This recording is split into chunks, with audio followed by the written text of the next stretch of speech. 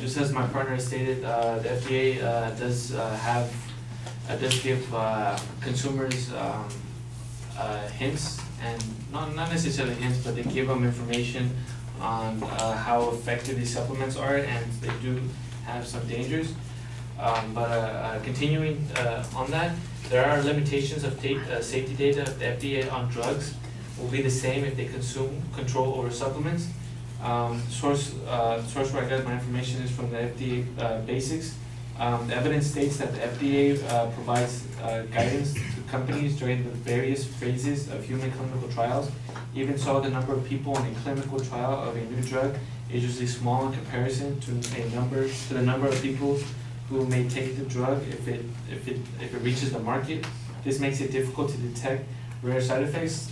This is another example of what FDA shouldn't assume control, because there are trials that are done through drugs because these are regulated, and these are the things that need to be done. But this clearly shows that it's such a small portion, and it really can take a big sample of the entire population. Also, the FDA is already assuming some responsibility by establishing labor requirements. From the Comprehensive Guide of Preclinical Drug Development, here it states that recently a bill to improve the safety of dietary supplements was introduced by Senator Dick Durrance of Illinois in June 2011. This bill would involve amending the Federal Food, Drug, and Cosmetic Act to require manufacturers of dietary supplements to register with the FDA and to amend their label requirements. We also stated that earlier there are requirements that the FDA do have and that they will continue to have. The FDA has enough power to regulate supplements with existing laws. Stated from Americans spend billions of vitamins and herbs that don't work. The evidence states that the agency used this authority to ban the herbal weight loss supplement ephedrol in 2004 after it led to 8 deaths. In 2013, the FDA recalled Oxy Elite after it led to several cases of liver failure.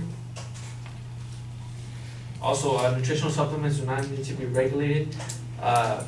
Through the FDA regulation of drugs versus dietary supplements, it clearly states that in 1994, the Dietary Supplement Health and Education Act defined dietary supplements as a category of food. It clearly states that dietary supplements cannot contain anything that have a significant or unreasonable risk of illness or danger.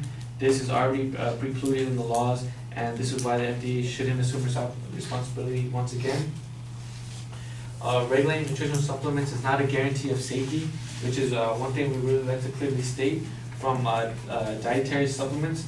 The pre-market approval is not a guarantee of safety, as witnesses by those drug products have been approved by the FDA, only to be later recalled due to safety concerns. Also, the FDA has already been monitoring supplement companies. The FDA began sending warning letters to 5 different supplement companies which were promoting certain supplements, even though it is simply a natural combination of vitamin C and GABA, a substance made by our body which crosses the blood-brain barrier.